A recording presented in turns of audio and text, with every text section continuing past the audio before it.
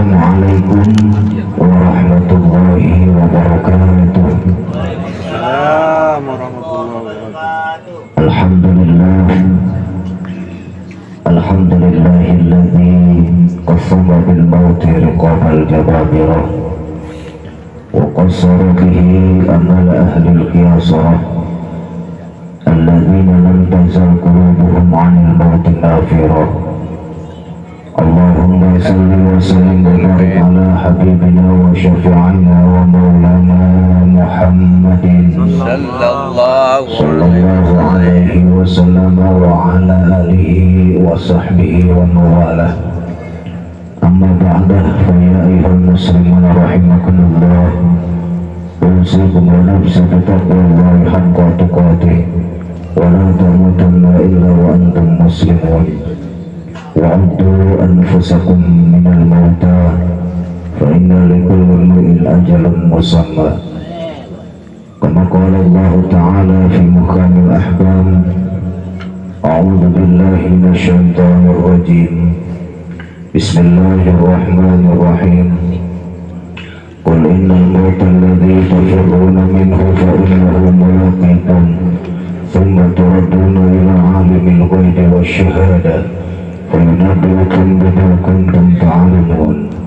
Shadaqallahul azim wa sadaqa rasulul habibul karim wa nahnu 'ala dzalika minasyahidin walhamdulillahi rabbil alamin.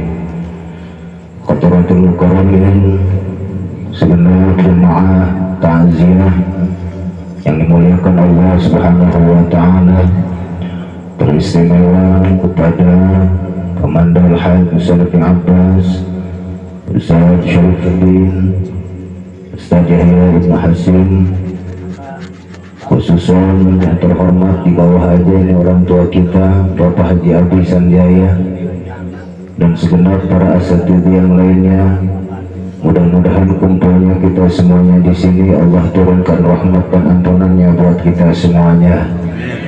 Teristimewa kepada Dhil Musibah, keluarga besar almarhumah Ibu Murid Afi'ah yang malam hari ini kita hadir di rumahnya Bapak Haji Luqmanul Hakim untuk sama-sama mendoakan mudah-mudahan almarhumah Allah jadikan kuburnya raudhah min riyadil jannah, Allah jadikan kuburnya menjadi pertamanan surga, Allah angkat derajatnya, Allah ampuni dosanya, dan mudah-mudahan kepulangan beliau menghadap Allah Subhanahu wa taala menjadikan ibrah dan pelajaran yang berharga buat kita, yang pasti kita semuanya akan menyusulnya, entah kapan, di mana, dan bagaimana caranya, itu semuanya menjadi rahasia Allah Subhanahu wa taala.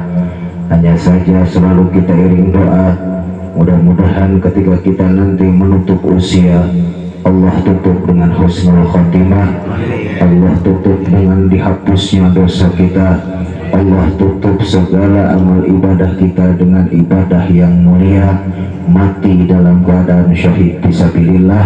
Amin ya rabbal alamin. Hadratul mukarramin, jamaah ta'ziyah rahimakumullah, Allah Subhanahu wa taala menciptakan hidup, kehidupan, menciptakan mati dan kematian. Allah sudah atur semuanya, Allah sudah cipta dan Allah sudah desain sebegitu indahnya, yang mana semuanya ini sudah selayaknya dan sudah sepatutnya kita jadikan pelajaran yang berharga. Betapa banyak dan sering kita dengar yang namanya kelahiran, kematian, semuanya menjadi rahasia Allah. Tadi pagi mungkin kita dengar kelahiran, siangnya kita dengar kematian. Semuanya berjalan sesuai dengan fitrahnya Allah Subhanahu wa ta'ala. Hanya saja, pernahkah kita merenungkan, sekali saja kita merenungkan betapa ketika kita sering membaca surah Tabarak, di ayat-ayat awal luar biasa. Semuanya pasti awal. Apal awal surat Tabarakah, Tabarakalladzi biyadihil mulku wa huwa ala kulli syai'in qadir. Terus apa lagi Ustaz? Alladzi khalaqal mauta wal hayata liyabluwakum ayyukum ahsanu amala. Andaikan kita mau merenung satu ayat itu saja. Allah menciptakan mati, Allah menciptakan kematian, berarti Allah juga menciptakan kehidupan. Pernah nggak sekarang kita untuk bertafakur sebentar saja? Pernah nggak kita sekarang bertafakur ketika kita melihat kelahiran? Pernah nggak kita bertafakur ketika kita menghadiri kematian? Coba sekarang kita renungkan. Kenapa sebabnya? Coba sekarang renungkan sekali lagi. Kenapa sebabnya setiap orang yang lahir tangannya pasti selalu mengepal? Ada nggak bayi yang lahir tangannya nggak begini? Semua bayi pasti tangannya ngepal. Bukan ngepelin bapaknya ya. Coba pokoknya nih yang punya istri hamil atau punya saudara hamil lahir. Orang yang baru lahir, kita semuanya yang baru lahir, tangannya pasti ngapain? Dikepal. Bener nggak? Pernah nggak mikirin ke situ? Tidak. Padahal itu hal yang sepele, tapi jadi pahala yang besar buat kita. Terus pernah nggak memperhatikan, mau yang kecil, mau yang besar, mau yang tua, mau yang muda, ketika semuanya wafat, mati, semuanya tangannya tidak ada pun satu pun yang digenggam. Pasti semuanya tangannya akan apa? Terbuka. Walaupun awalnya dia itu sakit, menahan sakit yang sampai tangannya mengepal, tapi ketika ajal menjemputnya, tangannya pasti ngapain? Terbuka. Pertanyaannya, apa sebabnya Allah menciptakan kita dan melahirkan kita ke muka bumi ini melalui rahim ibu kita dengan tangan terkepal, dan ketika kita wafat malah tangan kita terbuka? Ada yang tahu? Oh, udah pada tua. Cucu udah banyak. Hah? Nggak ada yang tahu? Ya sama ya. Saya juga sama nggak tahu. Andaikan tidak diberitahu oleh Allah di dalam Ruhul Bayan, di dalam kitab Ruhul Bayan ternyata ada keterangan yang luar biasa. Seorang ulama yang bernama Syekh Hakim pernah ditanya, wahai Syekh Hakim, ma sababu fi qabdil kaffi indal wiladah wa fathiha indal maut. Wahai Syekh Hakim, apa penyebabnya ketika manusia lahir tangannya selalu mengepal, tapi ketika ajal tersebut datang maka tangannya pasti akan terbuka? Apa jawaban Syekh Hakim? Bukan Luqmanul Hakim ya. Kalau ini Luqmanul Hakim ya, Haji Luqman. Aduh, ini ke kelapa kekerbekan Haji. Kudu tempelin aja kali ke mulut ini Haji ya. Oh, antenanya tidak dipasang. Syekh Hakim beliau mengatakan dan menjawab, kata beliau, wa maqbudu kaffil mar'i 'indal wiladah dalilun 'alal hirsil murakkabi fil hayy. Manusia ketika lahir tangannya mengepal, ini menunjukkan, ini dalil, ini menjadi isyarat bahwa manusia itu sudah fitrahnya tangannya itu selalu ingin menggenggam dunia di tangannya, dan ketika sudah digenggam dunia itu di tangannya, maka orang tersebut kadang enggan untuk memberikannya. Jadi sudah menjadi dalil bahwa kita semua yang lahir di muka bumi ini semuanya itu kalau misal ngelihat dunia pengennya megangin aja, nggak mau melepasin. Yang nggak ada aja pasti dicari. Dan ketika sudah dapat kadang-kadang pelit. Jadi benar-benar kita itu emang tabiat kita kali ya. Emang udah pelit jasa kali ya kita. Iya beneran. Hitung-hitungan gitu. Enggak kali Ustaz Sarif mah ya? Ya begitulah. Ya apa sama? Sama ya. Ternyata ketika kita mengganggam itu sebagai bukti bahwa memang kodrat manusia itu seperti itu. Sifatnya pelit, sifatnya serakah, dan sifatnya itu ingin selalu menggenggam dunia di tangannya.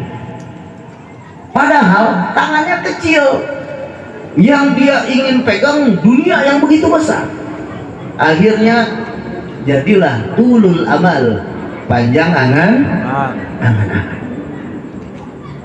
Terus apa sebabnya ketika kita mati malah tangan kita semuanya terbuka? Jawab beliau, wa mabsutu kaffil mar'i 'inda mamatih yaqul unzuru inni kharajtu bila syai'in.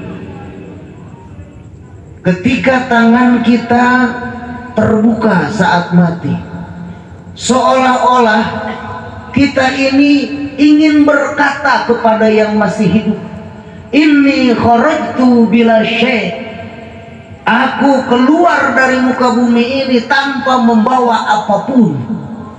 Dunia yang aku kumpulkan selama ini tidak aku bawa sedikit pun. Harta yang selama ini aku kumpulkan sampai aku lupa diri, tak sedikit pun aku bawa. Yang dibawa hanya selembar kain kafan, yang itu pun diberi oleh orang lain. Bukan kita yang beli, tapi orang lain yang beli. Oh, kata Haji Maman, itu kan duit saya. Tidak bisa. Ketika orang sudah mati, maka hartanya tersebut menjadi harta yang masih hidup. Berarti otomatis kita dibeliin sama yang hidup.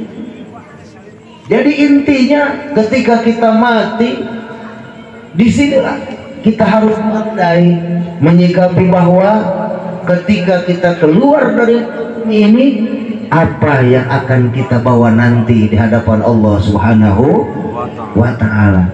Makanya kayaknya Rasulullah Sallallahu Alaihi Wasallam, beliau memperingatkan kepada kita dalam sebuah hadisnya, aksiru min dzikri hadzimil ladzat, perbanyaklah oleh kalian untuk mengingat-ingat sang penghancur kenikmatan. Apa itu penghancur kenikmatan? Kematian. Kalau udah mati makanan pun nggak enak. Kalau udah mati istri cantik pun sudah tidak ada gunanya lagi. Harta yang berlimpah tidak akan bermanfaat sedikit pun. Maka perbanyaklah ketika kita masih hidup untuk selalu mengingat kematian. Emang kenapa sebabnya? Tidaklah Rasulullah Sallallahu Alaihi Wasallam memerintahkan kepada kita untuk memperbanyak mengingat kematian? Pasti di dalamnya ada hikmahnya. Di dalam kitab Qurtubi, Imam Qurtubi ini mengatakan, kata beliau, waman aksara dzikrul maut ukrima bisalasatin. Siapa saja orangnya yang rajin, siapa saja orangnya yang sering banyak mengingat mati, ukrima bisalasatin, maka orang tersebut akan diberikan karunia 3 perkara. Masih hidup kita ingat mati, masih hidup kita insya Allah besok mati. Ini kita lagi hadir di sini, bisa jadi pelampang malam ini di sini besok ke rumah. Ya. Di sini kita makan semangka, bisa jadi besok orang yang makan semangka di rumah kita. Ini kira-kira pernah begitu kalau tahlilan kita? Kagak kayaknya dah. Yang ada malah mikir ini berkat, kagak ya? Ini mikirin berkat kerja kita. Aduh, Gusti tabarakallah. Ya, kata saya Qurtubi begitu, kata Imam Qurtubi. Orang yang rajin mengingat kematian, ingat mati itu bukan berarti kita sekarang lantas males untuk segala-galanya ya. Tapi pasti akan ada unsur kebaikan di dunia dan di akhirat.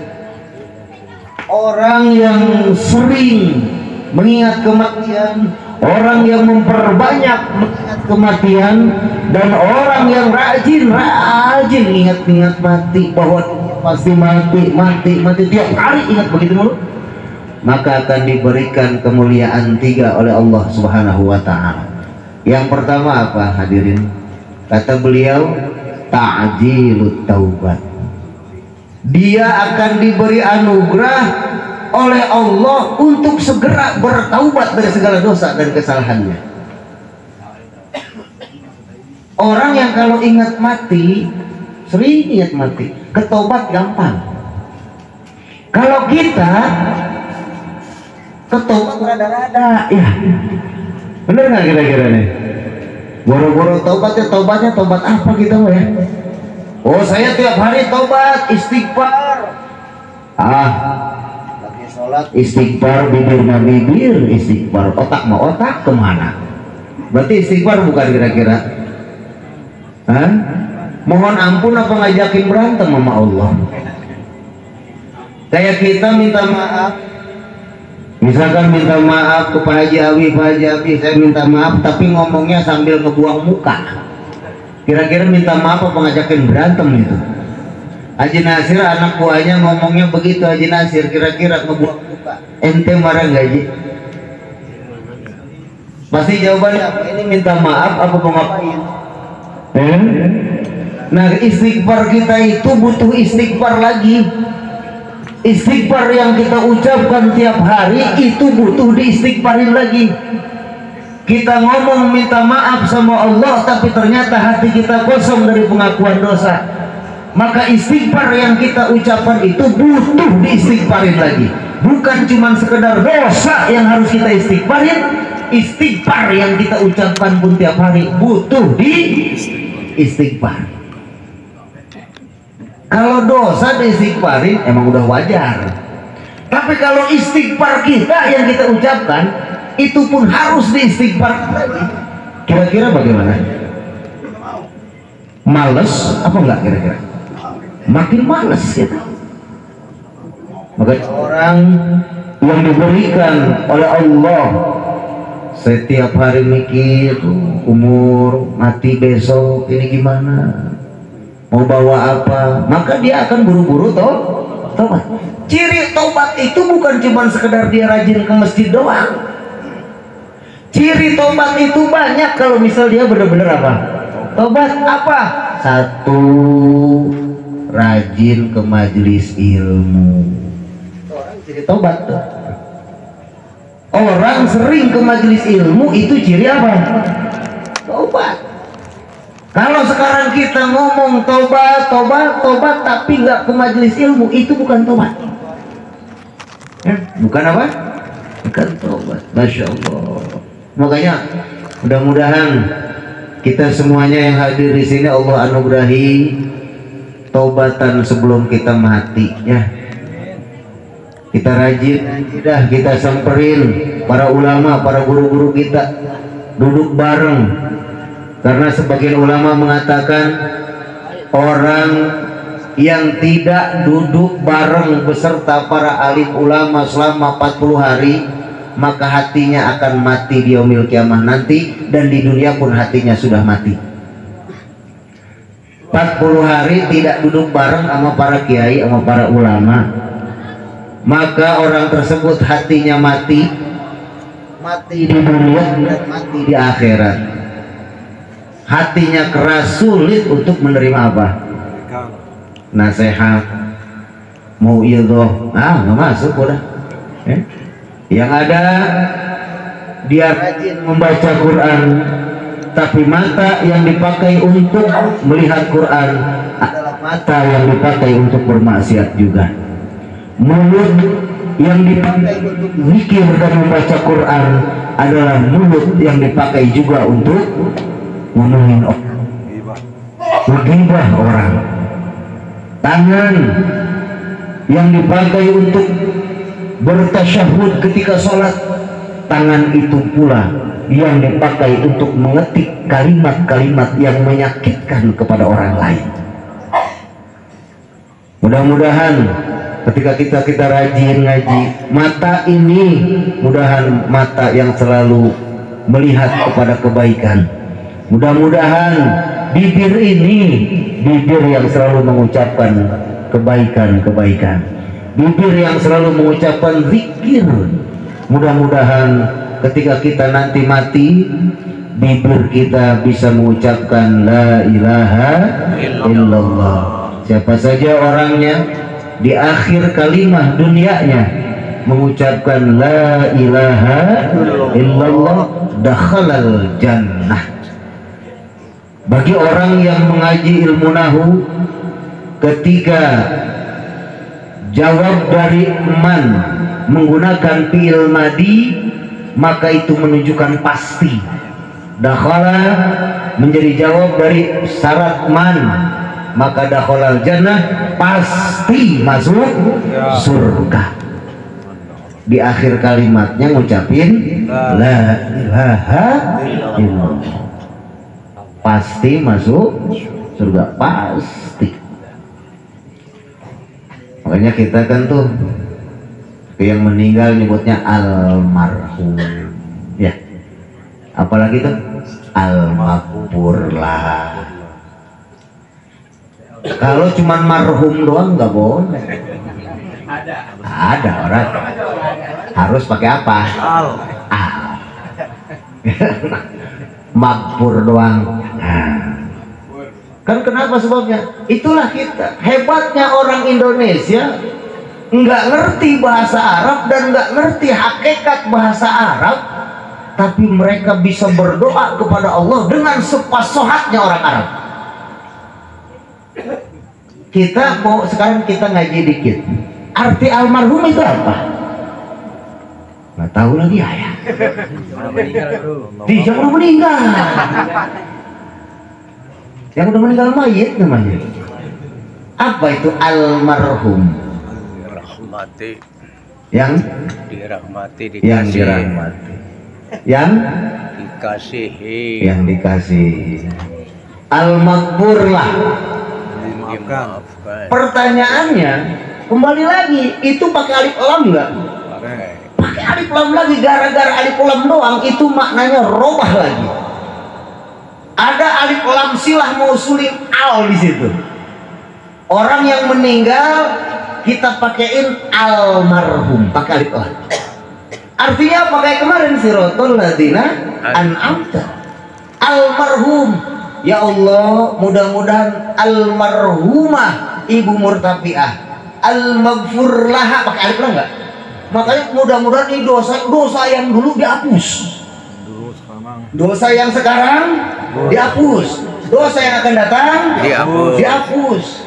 Dirahmatinya itu dulu, dirahmatinya itu sekarang, dan dirahmatinya itu nanti. Hebatnya orang kampung besar, walaupun kagak bisa ngaji tapi paseh. Halo. Nggak bedanya alhamdulillah dengan alhamdulillah.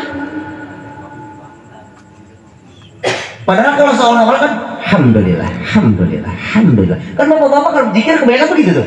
Alnya hilang. Kan jadi kacau mananya. Alhamdulillah, alhamdulillah, alhamdulillah, alhamdulillah, alhamdulillah, alhamdulillah, alhamdulillah. Alnya hilang, jadi kacau itu, hati-hati itu. Gara-gara apa doang? Alhamdulillah, alhamdulillah, alhamdulillah. Tapi kalau kecepatan gimana? Alhamdulillah, alhamdulillah, alhamdulillah, alhamdulillah, alhamdulillah. Udah jelas kan? Nggak bedanya sholat kecepatan. Sub. Apa suban ya kan? Ya subhanallah, subhanallah. Kan sub. Gitu. Maka luar biasa. Almarhum, ya kan? Al-maghfurlah. Ya? Kalau marhum doang kan berarti belum. Padahal maknanya sama, marhum dengan almarhum. Marhum ya orang yang dirahmati, almarhum orang yang dirahmati. Hanya perbedaannya di alif lam. Kalau marhum dirahmati kapan? Nggak tahu, nggak jelas. Tapi kalau ditambahin alif lam, almarhum berarti dirahmati, disayangi dulu, sekarang, dan nanti. Makanya kalau misal Haji Nasir pengen disayangi Allah dulu, sekarang, dan nanti, tambahin almarhum, maksudnya begitu. Bukan Al-Nasir. Bukan Al-Nasir. Ya, kayak gitu. Nah, itu yang pertama. Ya, gara-gara al doang gitu ya. Masya Allah. Ustadz Micang sehat. Nah, bukan merangkat begitu, ngapain dirasa? Masya Allah. Udah, dia merangkatnya kayak orang kedinginan. Merokok. Merokok tuh merokok. Oh ada. Tapi masih kedengeran omongan saya. Alhamdulillah. Apa? Almarhum. Udah biarin lupa juga ya. Nah, itu yang pertama, Allah berikan anugerah segera untuk melakukan taubat. Yang kedua, wa qana'atil qalbi. Orang yang sering mengingat kematian, maka hatinya akan diluaskan oleh Allah Subhanahu wa ta'ala, akan merasa cukup aja hatinya. Hatinya loh yang cukup. Hatinya merasa tenang, hatinya merasa cukup, hatinya qanaah. Yang bikin kita galau itu hati kitanya yang gak tenang, hati kitanya yang gak merasa cukup. Coba dah, punya bini 4, cukup kan? Cukup. Jangan banyak-banyak. Ya Pak Budi ya, jangan banyak-banyak, 4 aja udah. Iya udah. 1 cukup menyiksa. Udah punya 1 diomelin mulu, udah pegang. Tapi memang betul ya, kalau bisa kita sedikit lari lagi. Sampai orang Arab juga sampai kebingungan loh. Jujur aja. Setiap kalimat dalam bahasa Arab itu ada mufrad, ada tasniyah, ada jamak. Ada bentuk kata tunggal, 2, dan banyak. Ya. Hanya perempuan yang nggak bisa dijamain. Sekali ada jamak, nggak ada mufrad. Laki-laki 1 rojulun, laki-laki 2 rojulaini, laki-laki banyak rijalun. Enak kan? Ya coba. Perempuan bahasa Arabnya 1 mar'atun. Kalau 2 mar'ataini. 3 banyak Miro'ah. apa ada. Makanya orang Arab sekalipun puyeng ngurusin perempuan. Muru'ah. Kenapa? Cari coba orang yang jago bahasa Arab, mar'atun zamannya apa? Kagak bakal ketemu. Biar kata itu kamus baru turun dari langit, kagak bakal ada. Sekalinya ada jamak, nggak ada mufradnya. Nisaun, beberapa wanita. Pertanyaannya, coba Mahyudin pesantren di Lirboy udah lama. Saya tanya Mahyudin, lu nisa mufradnya apa? Sampai botak sarewan nggak bakal ketemu. Makanya perempuan itu kalau udah banyak dibikin 1 susah. Wah kakur. Keras. Jadi pokoknya ribet tuh urusannya tuh. Ya. Jadi kalau misal hati kita itu tenang, banyak bersyukur kepada Allah, coba dah. Asal kita puyeng dikit, puyeng harta dibawa kagak, mati enggak, gitu kan? Nah itu kita sering begitu enggak? Sering kan? Sering ketika nggak punya duit. Bagian nggak punya duit aja, dunia dipikirin amat. Besok mati mau apa? Ya. Bagian punya duit, Lupa. Moro. Apa yang beli? Pindahin terus. Ya bener nggak? Emang kita sering begitu, sering. Tapi saat kita susah. Tapi coba saat kita senang kita begitu tuh. Saat kita senang, saat kita lagi banyak duit, Sebodoh ya. Ada gak kira-kira tuh? Nggak ada kayaknya. Nah jadi yang kedua, Allah berikan kita anugerah hati yang selalu qanaah, hati yang selalu menerima terhadap bagian dari Allah Subhanahu wa Ta'ala. Kita rezeki dapat segitu, alhamdulillah. Itu yang susah banget. Kita ngejar sama-sama nyari duit, tapi ternyata duit malah ngejauh dari kita. Wajar para ulama mengatakan al-malu dhillun zailun. Harta dunia seperti ibarat bayang-bayang yang akan hilang. Kita kalau ngikutin bayangan bakal kekejar nggak? Kita ngejar bayangan bakal kekejar nggak? Kita kejar bayangan makin dekat makin jauh. Pertanyaannya, pernah mikir nggak bagaimana caranya itu bayangan biar ngikutin kita? Ya kita diam dia diam. Pernah nggak mikir biar tuh bayangan yang ngikutin kita? Balik arah. Kita balik arah udah. Jangan ngejar dia yang ngejar kita.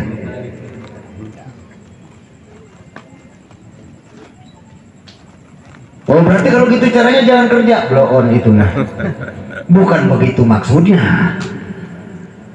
Kerja mah kerja, usaha mah usaha sesuai masing-masing bidang kita. Ada nggak manfaatnya buat musola atau masjid? Jawab. Buat apa? Pertanyaannya, bayi sedekah nggak ke masjid? Ya ini mah kita lagi bicara apa? Fikih, kudu jelas lah, ya. Lebih jelas.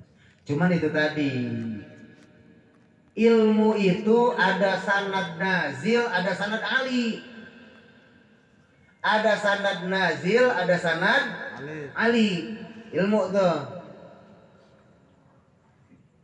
Kalau kita sekarang pakai sanad ali saja tanpa sanad nazil, bahaya. Urusannya jadi kiai digebukin orang. Maksudnya gimana? Contoh, mau dipatul qorib, mau dipatul muin, jawab. Kalau misal ngehadirin pesta, ada permaksiatan, ada mukhalid baina rijal wan nisa, hukumnya wajib nggak itu walimah? Tidak. Ada maksiat tidak? Ada. Tapi pertanyaannya, guru-guru kita kalau misal nggak ada uzur, datang juga kan? Padahal jelas-jelas di situ ada apa? Lagi perempuan. Ada perempuan campur. Nah maka disitulah kalau pakai sanad ali, ya udah patul muin, patul qorib semuanya bilang apa? Haram. Haram, nggak boleh, udah. Cuman kan sanad nazil yang kita pakai apa? Kelakuan guru kita. Kadang-kadang guru kita juga suka apa? Hadir. Tapi beliau meminimalisir. Habis kondangan pulang. Habis kondangan pulang. Kan kalau kita habis kondangan nyawer gitu. Hati-hati tuh. Ya. Jadi harus jeli gitu, jangan haram. Atau urusan nggak ada yang pesta, itu kasihan ya. Yang ketiga, Allah berikan anugerah, Allah berikan karunia bagi orang yang rajin mengingat-ingat kematian, wanasyatil ibadah, rajin gesit di dalam ibadah. Baru azan berkumandang langsung nyamperin masjid. Sholat Jumat, hari Jumat datang dari hari Rabu. Berbuat gitu kan. Ini habis subuh nggak pulang lagi. Nyari uduk, gitu kan. Banyak udah. Pokoknya kalau misal masalah ibadah gesit aja udah. Pokoknya kalau bisa nggak ada ngaji di mana? Di sana, ayo. Pokoknya bagian ibadah, masya Allah, tabarakallah. Itu orang kalau misal udah benar-benar ingat sama mati. Ini amal masih kurang. Lah, banyakin ngaji lah. Mau dengar malam Sabtu ngaji, ngaji lah. Datang ke majelis tidur, gitu kan. Yang penting apa? Ngaji. Hadir aja udah hadir. Gak tahu malu mah gitu kan ya. Sekalian bawa helm, bawa bantal gitu. Ngaji tidur doang kan. Tapi nggak jadi masalah, nggak jadi masalah. Yang penting kita sudah mau untuk melangkahkan kaki melaksanakan perintah Allah. Nah, kayak gitu. Nah, mudah-mudahan tuh 3 hal tadi Allah berikan anugerah buat kita semuanya ya. Kalau misal kita sering-sering mengingat kematian. Ya. Apapun yang kita lihat, apapun yang kita dengar, apapun yang kita rasa, mudah-mudahan kita bisa ambil hikmahnya, kita bisa ambil pelajarannya, dan bisa kita terapkan dalam kehidupan kita sehari-hari. Mudah-mudahan pulangnya Ibu Murtafiah menjadi pelajaran yang berharga buat kita, bahwa cukuplah kematian itu menjadi nasihat buat kita yang masih hidup. Mudah-mudahan kita semuanya bisa mengumpulkan amal ibadah yang memang amal ibadah itu buat modal kita. Allah nggak butuh amal ibadah kita. Kita yang butuh terhadap ibadah kita. Mudah-mudahan ibadah yang kita lakukan selama ini mudah-mudahan diterima oleh Allah Subhanahu wa ta'ala. Mudah-mudahan kesalahan-kesalahan dan kekhilafan-kekhilafan kita dalam beribadah Allah maafkan. Allah tambal kekurangan-kekurangan ibadah kita dengan fadl dan rahmatnya Allah Subhanahu wa ta'ala. Mungkin itu saja yang bisa saya sampaikan pada kesempatan malam hari ini. Mudah-mudahan Allah Subhanahu wa ta'ala mengampuni dosa kita semuanya, mengampuni dosa ibu bapak kita, mengampuni dosa guru-guru kita. Allah angkat derajat kedua orang tua kita di surga. Allah jadikan anak turunan kita solih dan solihah. Allah takdirkan kita bisa berkunjung ke Mekah dan Madinah, berziarah ke makam Rasulullah Sallallahu Alaihi Wasallam. Dan mudah-mudahan ditutup dengan usia yang husnul khatimah. Amin ya rabbal alamin. Wallahu as'alut taufiq ila aqwamit thoriq. Wassalamualaikum warahmatullahi wabarakatuh. Waalaikumsalam warahmatullahi